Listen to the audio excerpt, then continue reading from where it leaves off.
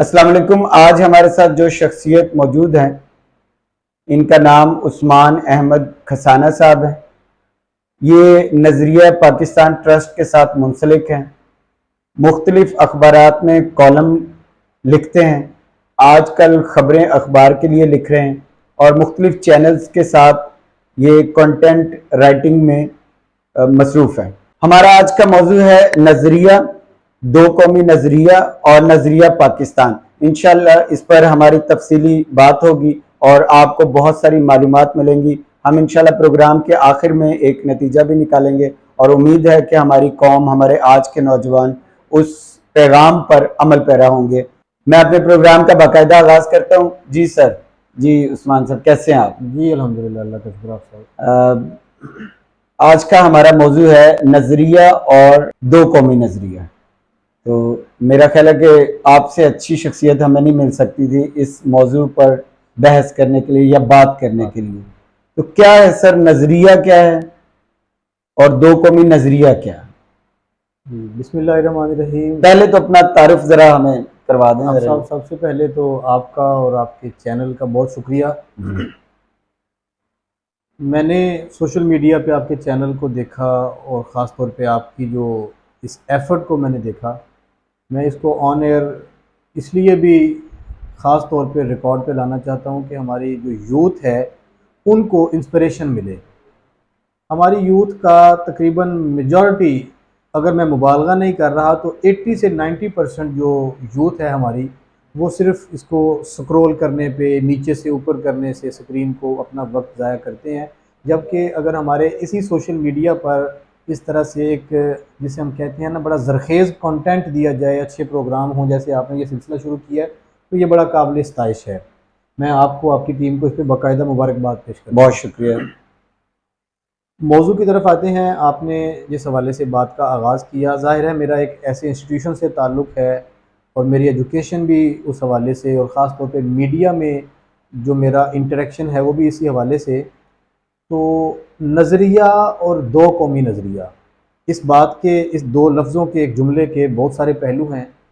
लफ्ज़ी तारीफ़ के एतबार से इसको अंग्रेज़ी में हम आइडियालॉजी भी कह सकते हैं, उर्दू में इसके मुख्तलिफ़ नाम रख सकते हैं। सोच, फ़िक्र, नज़रिया एक ऐसा थीम है जिसको बुनियाद बना के आप कोई भी काम कर सकें। जब हम दो कौमी नज़रिए की बात करते हैं तो फ़ौरन हमारे दिल, जो जहन में, ये इंडो पाक सब कॉन्टिनेंट का एक नक्शा सामने आता है। दो कौमी नज़रिए का इस खित्ते से ताल्लुक़ फ़ौरी तौर पे एक जहन में आ जाता है। हालांकि मैं बड़े अदब के साथ, बड़ी दलील के साथ इस बात से इख्तिलाफ़ करूँगा। दो कौमी नज़रिए का इस खित्ते से ताल्लुक़ नहीं है। ये बात एक मशहूर हो चुकी और गलतुल आम हो चुकी कि बर्रे सग़ीर के मुसलमानों का ये अख़ज़ करदा या इनका इंट्रोड्यूस किया हुआ ये दो कौमी नज़रिया है। नहीं, अगर आप मुझे इजाज़त दें तो मैं इसकी बिल्कुल मुख्तसर सी एक हिस्ट्री आपके सामने रखूँ ताकि हमारे नाज़रीन को कुछ फ़ायदा हो। दो कौमी नज़रिया, जैसे कि लफ्ज़ से वाज़ेह है, ये दो कौमों का नज़रिया है। बर्रे सग़ीर में इसलिए इंट्रोड्यूस हुआ कि यहाँ जो दो बड़ी कौमें आबाद थीं, इन दोनों अक़वाम ने, हिंदू और मुसलमान, इन दो अक़वाम ने एक दूसरे के साथ इंटरेक्शन करते हुए अपने कुछ तहफ़्फ़ुज़ात और रिज़र्वेशन सामने लाए, अपने कुछ नज़रियाती इख्तिलाफ़ात सामने लाए, तो वो दो कौमी नज़रिया कहलाया। अगर हम अपने इस्लामी तारीख़ के पैराए में देखें तो दो कौमी नज़रिए का आगाज़, आप साहब, इस बात को हम अपने जो मुसलमान नौजवान हैं और ख़ास तौर पे जो स्टूडेंट्स हैं उनको बड़ा एजुकेट कर सकते हैं कि दो कौमी नज़रिए का आगाज़ उस दिन हुआ था जिस दिन सूरह काफिरून और सूरह कुल हुवल्लाहु अहद, सूरह इखलास नाजिल हुई थी। बुनियाद ये है। अब देखें ना, सूरतुल काफिरून के जो आखिरी अल्फाज हैं, आखिरी आयत करीमा है, लकुम दीनुकुम वलिया दीन, तुम अपने दीन पर और मैं अपने दीन पर। दो अलग अलग राहें मुतय्यन हो गई, कुफार के लिए और मुसलमानों के लिए। और मुसलमानों को एक दे दिया गया लाहे अमल कि आपने अव्वल व आखिर इस बात को ज़हन में रखना है कि कुल हुवल्लाहु अहद, अल्लाह एक है। ये मुसलमानों का नज़रिया है। अब जो मुसलमान नहीं हैं उनके नज़रियात से हम इख्तिलाफ़ कर सकते हैं, लेकिन इस्लाम ने गुंजाइश दी है कि लकुम दीनुकुम वलिया दीन, वो अपने नज़रिए पर रहें और हम अपने नज़रिए पर। ये नज़रिया फिर ट्रैवल करते करते ख़ित्ते भी देखता गया, ज़माने भी देखता गया, जो ज़मानो मकान की हुदूद और क़ुयूद थी उनसे निकलता हुआ जब ये हमारे यहाँ पहुँचता है ना बर्रे सग़ीर में, तो यहाँ एक शख्सियत हो गुजरी है, गो कि उनका एक रूहानी तारुफ है, लेकिन वो हमारी कौमी तारीख का एक अनमिट चैप्टर है, जिन्होंने सबसे पहले इस खित्ते में दीन अकबरी को चैलेंज किया था। हज़रत मुजद्दिद अल-फ़सानी। मुजद्दिद अल-फ़सानी एक ऐसी शख्सियत हैं जिन्होंने बरमला एक बादशाह के सामने खड़े होकर ये कहा था कि आप दो अदियान को आपस में ना मिलाएं। वो एक, आप जानते हैं मुगल हिस्ट्री हमारी तारीख का एक बड़ा तलख पहलू है कि इस दौर में आके क्या हो रहा था कि हिंदुइज्म और इस्लाम को वो मिक्स कर रहे थे जी। अजान को और नमाज को, कुछ चीज़ों को वो बिल्कुल ना मिक्सअप करके एक नया दीन तैयार करना चाहते थे अपने इक़्तिदार को प्रोलॉन्ग करने के लिए। हज़रत मुजद्दिद अल-फ़सानी ने उस पर एलानिया इनकार करके और एतराज़ करके इस खित्ते के नौजवानों को और इस खित्ते के लोगों को एक सोच दे दी। इसको फिर आगे सर सैयद अहमद ख़ान ने ऑन किया और आगे बढ़ाया, अल्लामा इकबाल ने किया। 1930 का खुतबा उनका जो अलाहाबाद है उसमें उन्होंने इसके बड़े जो पैरामीटर्स हैं वो वाज़े कर दिए।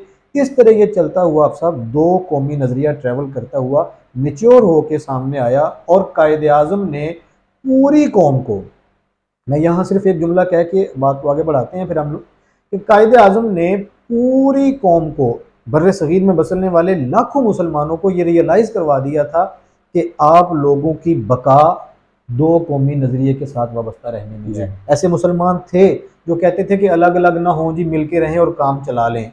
अबुल कलाम आज़ाद एक बड़ी मिसाल हैं और बहुत से लोग थे। आप आज 75 साल गुजरने के बाद, पाकिस्तान को बने हुए 75-76 साल हो चुके, अभी आपको याद होगा गुज़िश्ता साल इंडिया की एक यूनिवर्सिटी में वाक़या हुआ था, तो वहाँ पे इंडियन मुसलमानों ने एक नारा लगाया था कि जिना दुरुस्त थे। 75 साल पहले जिना का फैसला दुरुस्त था कि वो अपने मुसलमानों को लेके अलग हो गए। आप हर चीज़ में सर्वाइव कर सकते हैं। देखें, दुश्मनी और इख्तिलाफ अपनी जगह, हम एक दूसरे के साथ बर्दाश्त का मामला भी कर सकते हैं, लेकिन हिंदू मुसलमानों के साथ एक जगह पे मिक्सअप होके नहीं रह सकते। ये एक बहुत बड़ी हकीकत थी जिसे कायद आज़म ने पहचाना और फिर पाकिस्तान के क़याम के लिए मेहनत की। जी, बहुत शुक्रिया, आपने ये बताया। दो कौमी नजरिया पाकिस्तान बनने से पहले हो गया, मुसलमानों को पता चल गया, उन्होंने अपनी अलग रियासत बना ली। फिर पाकिस्तान बनने के बाद दो कौमी नजरिए की क्या अहमियत? बहुत अहम सवाल है आप साहब जी, कि अगर ये नज़रिया सिर्फ ज़मीन के हिस्से को और लोगों को तकसीम करने के लिए था तो वो तो हो चुका। जिसे हम कहते हैं पार्टीशन 47 में हो चुकी, और हमारे कुछ पुराने बड़े बुजुर्ग उसे कहा करते थे कि ये जिसे कहते हैं ना उजड़ गए लोग, उसे इस तरह के लफ्ज़ों में वो इस्तेमाल करते थे कि तारीख़ आलम की एक बहुत बड़ी हिजरत हुई थी जी 1947 में। और ये कोई ऐसा नहीं है कि पाकिस्तान सिर्फ एक ज़मीन का टुकड़ा अलग हुआ और सियासी अमल के नतीजे में हो गया। ये एक बहुत रूहानी और बड़ी, जिसे कहते हैं ना, जोश जज्बे वाली तहरीक थी। इसमें आप साहब, आप इस बात के गवाह भी होंगे, हमारे अपने आबाओ अजदाद ने, बुजुर्गों ने कुर्बानियाँ दी। हम एक दो नस्लें अगर ऊपर चले जाएं, अपने दादा को देखें, अपने परदादा को देखें, तो उन लोगों ने बड़ी कुर्बानियाँ दी। इसी तरह पूरी मुसलमान कौम ने कायद आज़म की क़यादत में कुर्बानियाँ दे के, खून बहा के ये मुल्क हासिल किया। अब जब ये मुल्क कायम हो गया, अब यहाँ पर जब हम ये तहरीक पाकिस्तान को पढ़ते हैं तो उसमें एक नारा बड़ा मशहूर था कि पाकिस्तान का मतलब क्या, ला इलाहा इल्लल्लाह। ये तहरीक पाकिस्तान का स्लोगन था। अब इसके नतीजे में बनने वाली जो रियासत है वो इस्लामी रियासत है। ये बहुत सारी दानिशवराना कन्फ्यूजन पैदा की जाती हैं, अपने अपने जो है ना हमारे माइंडसेट, उनको कायद आज़म की शख्सियत पे थोपने की कोशिश की जाती है कि वो सेकुलरिज्म चाहते थे। उनका कोई एक तकरीर कायद आज़म की दिखा दें जिसमें उन्होंने वर्ड्स, मैं ये बात बड़ी जिम्मेदारी से कह रहा हूँ, बाकायदा सिर्फ एक लफ्ज़ भी बोला हो कि हम जो रियासत बना रहे हैं ये सेकुलर रियासत होगी, बल्कि कायद आज़म के ऐसे अक़वाल तारीख़ का हिस्सा हैं, हमारे तारीख़ी रिकॉर्ड का हिस्सा हैं, किताबों में मौजूद हैं और अखबारात में, उस वक्त के अखबारात में मौजूद हैं। रिपोर्ट हुए कि कायद आज़म से किसी अंग्रेज़ सहाफ़ी ने पूछा कि मिस्टर जिन्ना, आप ये रियासत बनाने जा रहे हैं तो आपके पास क्या तैयारी है, वहाँ पे आप कौन सा कानून नाफिज करेंगे? तो कायद आज़म ने कहा कि हमें किसी नए कानून की ज़रूरत नहीं है, हमारे पास 1400 साल पहले का कानून मौजूद है। ये कैटेगोरिकल उनका विजन था कायद आज़म का। अब इस्लाम के नाम पे बनने वाली रियासत में दो कौमी नज़रिए का क्या मकसद रहता है या उसका क्या वजूद होगा? जी हाँ, इस्लाम, जैसे मैंने गुफ्तगू के आगाज़ में कहा, बर्दाश्त का दर्स देता है। जी, इस्लाम अकोमोडेट करने का दर्स देता है, जी, इस्लाम टॉलरेंस का दर्स देता है, इस्लाम बियर करने का, एक दूसरे के लिए स्पेस और गुंजाइश पैदा करने का। आप देखें, मैं बड़ी वाज़ेह मिसाल देता हूँ दो कौमी नज़रिए की। पाकिस्तान के मारूज़ी हालात को देख लें, हकीकत पर मबनी, मीडिया की स्क्रीन को छोड़ें, आप हक़ाइक़ का जायज़ा लें। पाकिस्तान में जो बसने वाले अक़लियत हैं, उनको अपनी इबादत गाहों में जाने की लिबर्टी है या नहीं? जी, हम इस बात को बुनियाद बना लें। हम जिस शहर में रहते हैं, यहाँ पे सैकड़ों चर्च मौजूद हैं और हज़रत ईसा के पैरोकार जो हैं हमारे मसीही पाकिस्तानी, वो बड़ी आज़ादी के साथ अपनी इबादत गाहों में जाते हैं। इसी शहर में मौजूद हिंदुओं की इबादत गाह मंदिर, वहाँ वो जाते हैं। जी, सिखों की इबादत गाहें, जी, मतलब एक लिबर्टी है, आज़ादी है हर किसी को पाकिस्तान में। क्यों? कि ये एक इस्लामी मुल्क है, इस्लाम गुंजाइश पैदा करता है। जी, इसी की बुनियाद को जब आप लागू करते हैं हमारे हमसाया मुल्क हिंदुस्तान में, जी, जहाँ से हम अलग होके आए, बड़ी ईमानदारी से कोई भी दानिशवर बता दे, क्या वहाँ मुसलमानों को अजान और नमाज की पाबंदी इस तरह से इजाज़त है? अपना एक मजहबी उनका फरीज़ा है गाय की कुर्बानी, क्या जी, उन्हें इस तरह से लिबर्टी है?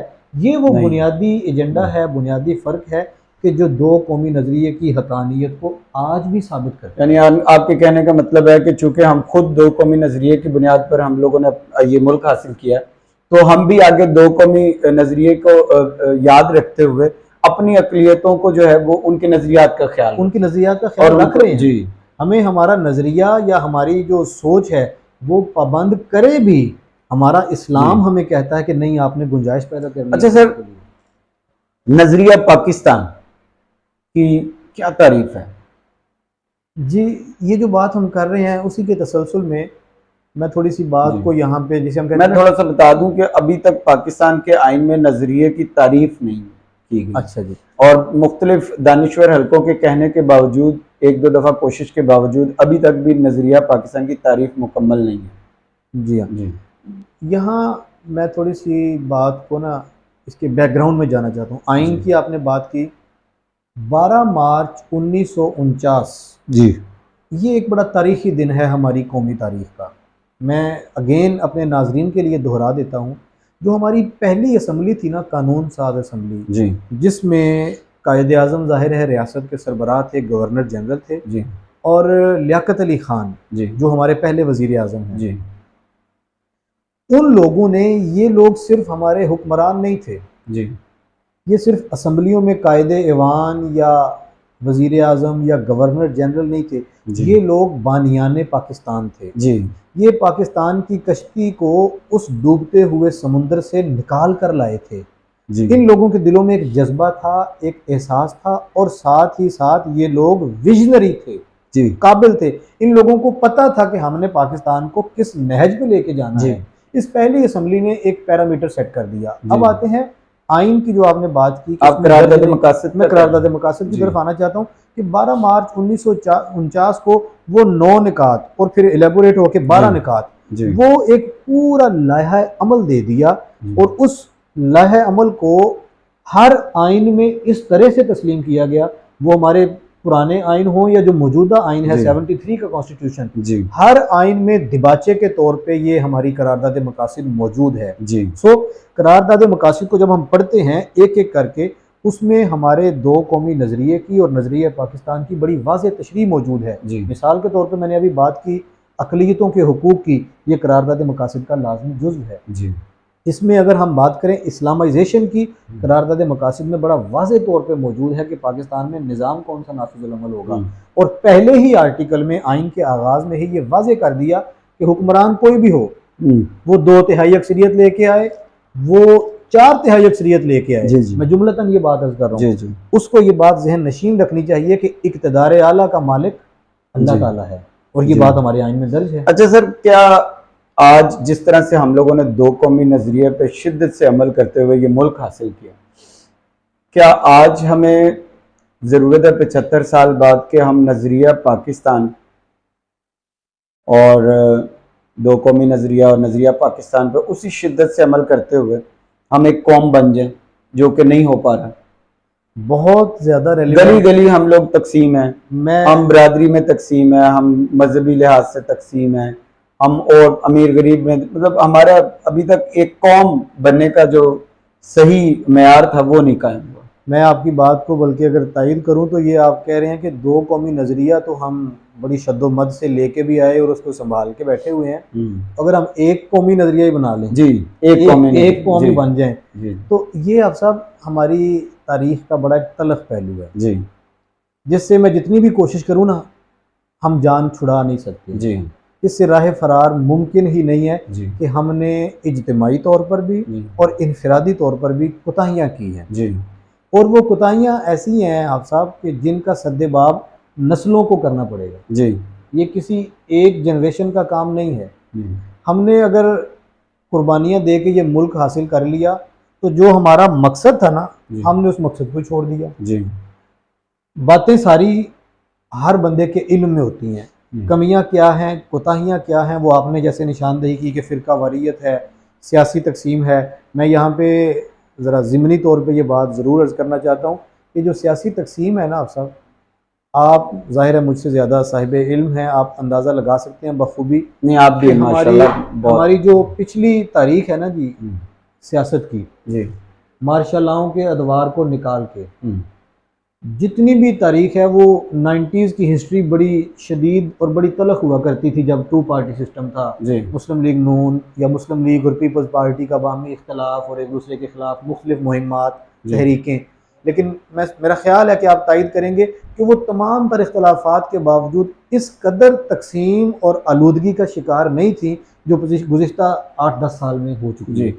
तो किस तरह से हम लोग नज़रिए पे अमल पैरा, किस तरह से अपने आज के नौजवान को हम लोग बता सकते हैं कि दो कौमी नज़रिया और फिर नज़रिया पाकिस्तान और एक कौमी नज़रिया, हाँ, जो ये एक नई इस्तिलाह आप मुतारिफ करवा रहे हैं। हम लोग एक कौमी नज़रिया किस तरह से नए नौजवान को, नई नस्ल को किस तरह से बता सकते हैं और पाकिस्तान किस तरह से तरक्की कर सकता है, ये इस पर थोड़ी रोशनी डालें। हमें सब तो पहले तो ना जी अपनी तवज्जो को थोड़ा डाइवर्ट करना होगा। मैं ये वर्ड बड़ा अजीब सा बोल रहा हूँ कि अपनी तवज्जो को डाइवर्ट करना होगा कि हमारी जो फोकस है ना, पूरी कंसंट्रेशन के साथ पूरी तवज्जो जो है ना वो पॉलिटिकल सिस्टम और पॉलिटिकल लीडर्स पर है जी। तो मैं माजरत भी चाहूँगा और मैं बल्कि इस बात को कोई दो राय नहीं है इसमें करने में, लेकिन मैं अखलाकी तौर पे माजरत कर रहा हूँ कि हमें इस नज़रिए को और इस सोच को बदलना होगा। हम गलत लोगों से गलत तवक्को किए बैठे हैं। अगर हम मौजूदा पॉलिटिकल स्लॉट को देखें, जितनी भी लीडरशिप है जी, तमाम जमातों की, क्या किसी एक मजहबी या सियासी जमात में कोई नज़रिया प्रिवेल करता है? क्या कोई मजहबी या सियासी जमात अपने कारकुन की उस तरह से तरबियत करती है कि जो एक कौम बनने के लिए तकाजा है? जी, जब हमारी सियासी जमातों में, हमारी सोसाइटी में वो एलिमेंट ही मौजूद नहीं है तो फिर हमें इनसे तवक्को हटाकर इंडिविजुअल लेवल पर, इनफरादी तौर पर मुस्बत लोगों को एक जगह पर इकट्ठे होकर या एक प्लेटफॉर्म पर इकट्ठे होकर या अपनी अपनी जगह पर उस नज़रिए की बका के लिए कोशिश करनी है। उसकी बका है, इस नज़रिए की नफ़ी नहीं है। जी, क्योंकि मैं ये बात ख़ास तौर पे आपके तवज्जुह से नाज़रीन तक पहुंचाना चाहता हूं कि नज़रिया पाकिस्तान दरअसल नज़रिया इस्लाम है। हम किसी और नज़रिए की बात नहीं करते। नज़रिया पाकिस्तान एक्चुअली नज़रिया इस्लाम है और दुनिया की कोई ताकत भी इस्लाम को न मिटा सकी है न मिटा सकेगी। तो ये नज़रिया भी हमेशा बाकी रहेगा। जी, पाकिस्तान की कौम के मसाइल, पाकिस्तान की सियासत के मसाइल, समाज के मसाइल, मईशत के मसाइल, ये हमेशा से रहे हैं। कभी इनमें बहुत ज़्यादा शिद्दत आ जाती है, वो हमारी कोताहियों की वजह से होती है, वो हमारी तरजीहात का तयन होता है कि हम गलत जगह पे तरजीह सेट कर लेते हैं। जी नाज़रीन, ये था हमारा आज का प्रोग्राम। आज का मौजू था नज़रिया की तारीफ, दो कौमी नज़रिया कब शुरू हुआ और आज हमें किस नज़रिए की ज़रूरत है। नज़रिया पाकिस्तान दरअसल एक कौमी, हम लोग पहुँचे हैं कि एक कौमी नज़रिया, जिसे आप यक कौमी नज़रिया भी कह सकते हैं। आज हमें एक कौमी नज़रिए की ज़रूरत है क्योंकि हम लोग सूबाई तौर पर शहरों में, गलियों में तकसीम दर तकसीम है। आज हम अपनी बरादरी को, फ़िरके को और अमीर गरीब को इसको ज़्यादा प्रायोरिटी देते हैं। हमें ज़रूरत इस बात की है कि हम लोग एक नज़रिए पे इकट्ठे हो जाएं और इस मुल्क की फलाह के लिए काम करें। और जो लोग इस पर काम कर रहे हैं उनकी तारीफ भी करें, उनके पीछे भी चलें। मेरे हर प्रोग्राम में मैं हर सियासी पार्टी के वर्कर से, रहनुमा से उनका नजरिया पूछता हूं, लेकिन बड़े अफसोस से कहना पड़ता है कि नजरिया किसी भी पार्टी का क्लियर नहीं है। दरअसल हमारा नजरिया इस्लाम है, नजरिया पाकिस्तान का यही नजरिया है कि नजरिया इस्लाम पर चला जाए। मैं उम्मीद करता हूं कि आज के प्रोग्राम से आपको नजरिए को समझने में बहुत मदद मिलेगी, बहुत मालूमात मिलेगी। हम इंशाल्लाह जहां पर हमारा आज का मौजू खत्म हुआ है, अगले प्रोग्राम में हम यहीं से शुरू करेंगे और एक नए मौजू के साथ आपके लिए हाजिर होंगे। ये प्रोग्राम नया सिलसिला शुरू हुआ जो हफ्ते में 2 दफा हुआ करेगा। मेरे साथ हुआ करेंगे उस्मान साहब, और इंशाल्लाह हम कोशिश करेंगे कि आपको किसी भी मौजू पर बेहतरीन मालूमात दी जाए। अपना ख्याल रखिएगा। ये था आज का प्रोग्राम। अगले प्रोग्राम में फिर हाजिर होंगे। अल्लाह हाफिज।